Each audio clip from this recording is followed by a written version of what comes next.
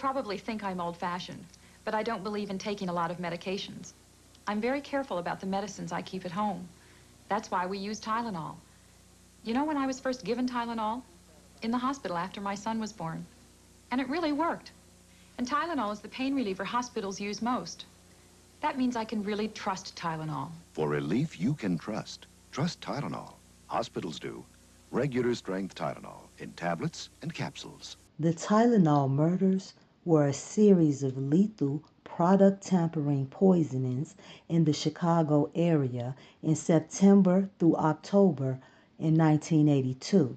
7 people who had taken extra strength Tylenol died after the capsules had been deliberately laced with potassium cyanide. The events prompted a national panic, major changes in over-the-counter drug packaging, and it remains officially unsolved.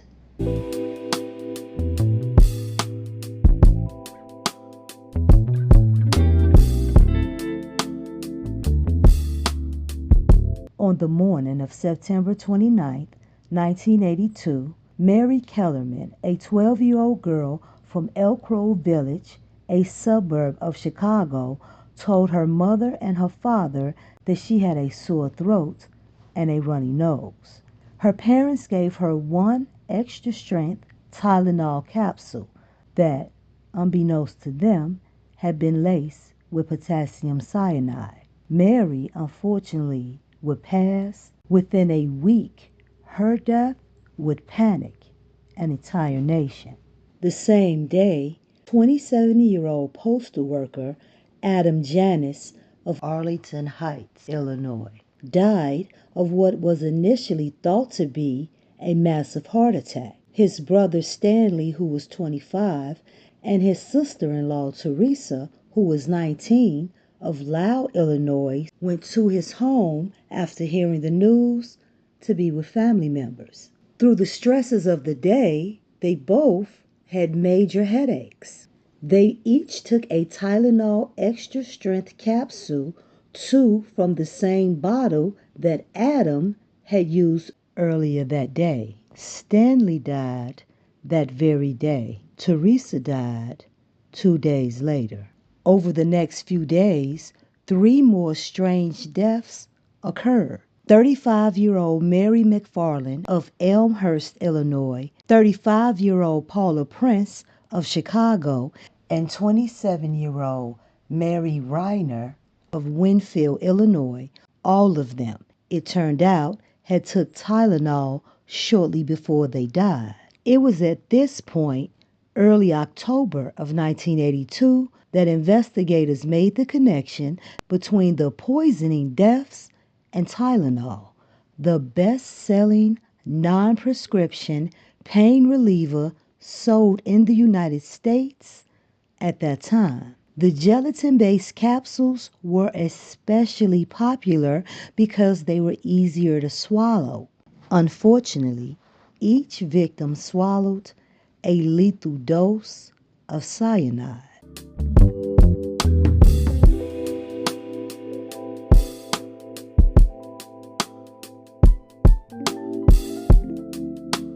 McNeil Consumer Products, a subsidiary of the healthcare giant Johnson & Johnson, manufactured Tylenol. To its credit, the company took an active role with the media in issuing mass warning communications and immediately called for a massive recall of more than 31 million bottles of Tylenol in circulation. Tainted capsules were discovered in early October, but fortunately, they had not yet been sold or consumed. Johnson & Johnson offered replacement capsules to those who turned in pills already purchased and a reward for anyone with information leading to the apprehension of the individuals or people involved in these random murders. The case continued to be confusing to police, the drug makers, and to the public at large. For example, Johnson & Johnson quickly established that the cyanide lacing occurred after cases of Tylenol left the factory. Someone, police hypothesized, must have taken bottles off the shelves of local grocers and drugstores in the Chicagoland area, laced the capsules with poison, and then returned the tainted packages to the shelves to be purchased by unsuspecting victims.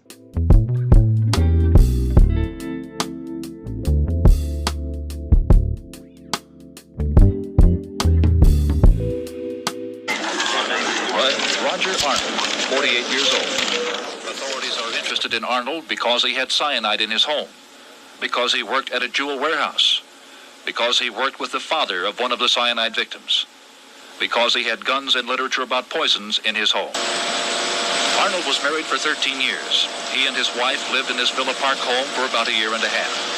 Neighbors say there were arguments, that Mrs. Arnold had mental problems. As for Roger Arnold, she was a nice person, soft-spoken, and we always had time to say hello and how you doing, and we'd pass each other in the parking lot. Arnold visited his wife at Central DuPage Hospital several times. Across the street, Frank's Foods, the source of some of the tainted Tylenol. Arnold's former brother-in-law confirms that Arnold was in Frank's Foods several times, but doesn't think he's involved with the Tylenol case. Roger Arnold is a newcomer to this neighborhood, moving here earlier this year after his divorce. Neighbors say he's the kind of fellow who will say hello if he sees you, but pretty much keeps to himself. The owner of this tavern told us he saw Arnold occasionally, but that was it. Authorities continue hedging on the word suspect when they talk about Roger Arnold. They say he is just another lead that must be checked out very thoroughly. I.J. Hudson, Channel 2 News. Authorities are stepping up the hunt for the man on the left, 35-year-old Kevin Masterson of Lombard, who reportedly had a long-standing grudge against Jewel. Until 2 weeks ago, Masterson rented an upstairs room in this Lombard house, where last week authorities found 2 capsules of extra-strength Tylenol and a box of empty gelatin capsules like the kind used in Tylenol. The landlord says Masterson was mad at Jewel because he claimed his ex-wife was roughed up at a jewel store when she was held for shoplifting. Masterson thought this incident somehow led to their divorce, but Masterson did more than complain about Jewel. He did one thing. He stayed away from Jewel, and he went over to Pick and Save to buy his groceries. Hensel says he can't believe Masterson is mixed up in the Tylenol case. I don't know. He stays by himself and don't even want to work in a group or factory or something like that. So he makes jobs for himself. Spokesman for Jewel here at the Melrose Park headquarters would not say at which Jewel store the incident with Masterson's wife took place.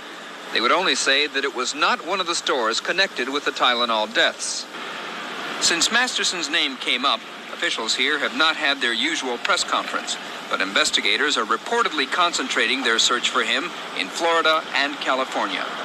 Officials say this investigation is a process of elimination. Prisoners at the Metropolitan Correctional Center in the Loop. One day soon he will likely be ordered to serve his prison term, which now totals 20 years, in some other federal prison. He is 37-year-old James Lewis, the man convicted of writing the notorious Tylenol extortion letter, then running from the law during a nationwide manhunt until his arrest in New York City in December of 1982. What was it like to be on the run, knowing that every law enforcement agency in the country was looking for you? It is terrifying, absolutely terrifying. Can you imagine trying to tell your wife that, honey, I wrote a letter. Oh yeah? Well, there's something else I need to tell you. They're talking about it in the radio and on TV. Go on. Just trying to explain that to your wife. How did she take that? She just sat and stared at the wall for a while. How could you have done such a thing? So then you found yourselves running from the law. Didn't really run that much. We just moved to another hotel, and just a few blocks away, and didn't really hide. We were out on the streets in New York every day For example, the Thanksgiving Day parade, the Macy's Thanksgiving Day parade at Herald Square, there were about 400 policemen standing, waiting to get their orders on where they were going to be stationed. My wife and I walked hand in hand through all of those people at the time that this big manhunt was going on. We did not hide. As he did throughout his trial, Lewis says he wrote the letter only to focus attention on his wife's former employer, who Lewis suspected of financial wrongdoing. In that letter, Lewis had asked that $1 million be placed in the man's bank account. Okay. The letter itself is not illegal unless you have the intent.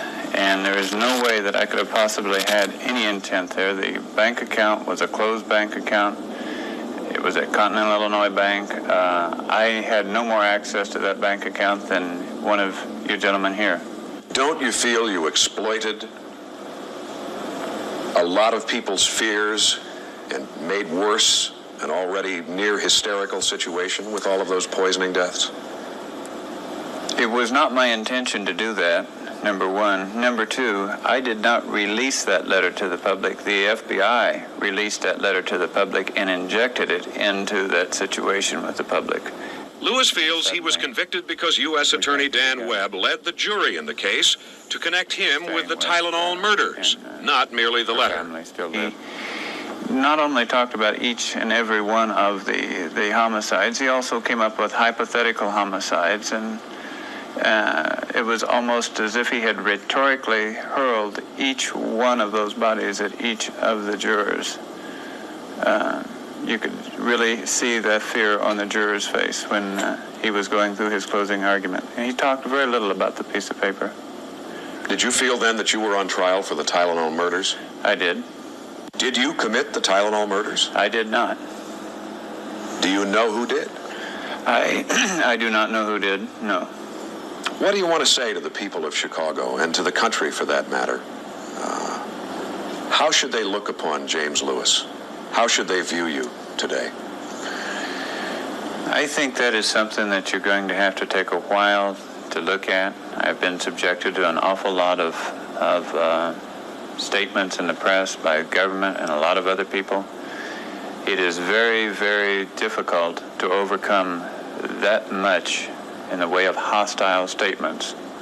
I have been the officially designated evil one by the Justice Department. When one gains that status, if there is such a thing as a status, it's a horrible status to have.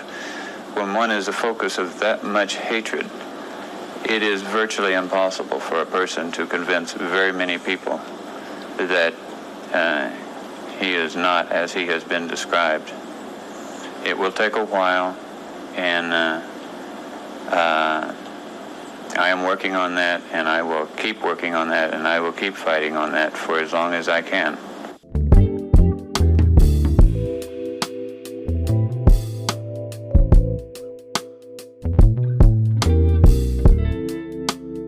Seven months after the Tylenol murders, Arnold was charged with killing a man at a Chicago bar. Arnold believed the man was the one who first turned him in to police during the Tylenol investigation. However, the victim was the wrong person. Arnold was sentenced to 30 years in prison. He served 15 years of his sentence and died in 2008. After a nationwide search, Masterson turned himself in to the FBI in Los Angeles. Masterson was ultimately held on a warrant from DuPage County for marijuana possession. The death of 35-year-old Paula Prince stunned her family and friends. Her body was discovered last night inside her apartment on Chicago's near North Side. Investigators say it appears she had collapsed into her closet. Her sister Carol Prince says she last talked with Paula on Wednesday. It is believed that Paula Prince took the Tylenol that killed her sometime Wednesday evening. The cyanide-laced capsules that killed Paula Prince were purchased from this Walgreens store at Wells and North Avenues. Store management pulled all the Tylenol off the shelves on Thursday, one day after Paula Prince's death. During a news conference this morning, Cook County Medical Examiner Dr. Robert Stein confirmed Paula Prince died from cyanide poisoning. I signed a death certificate out this morning as follows. Acute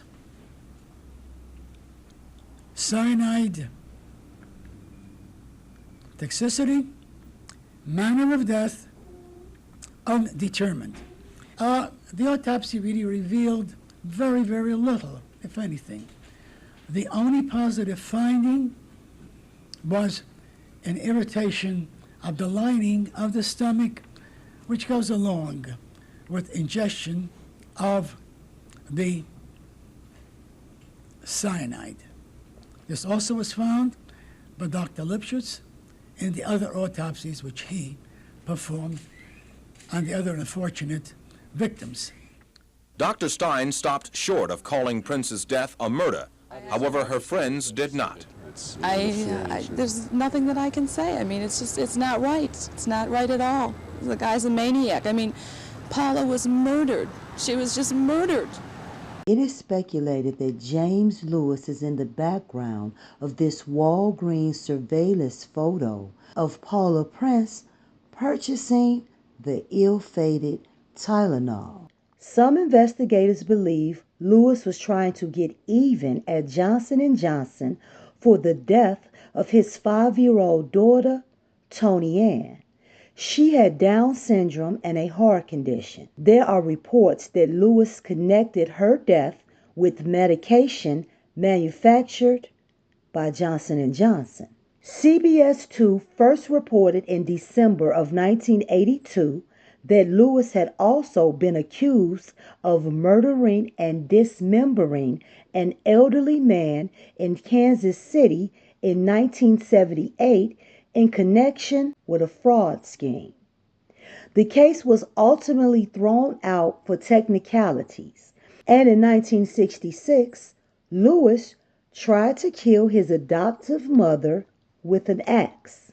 He later spent time in the state mental hospital.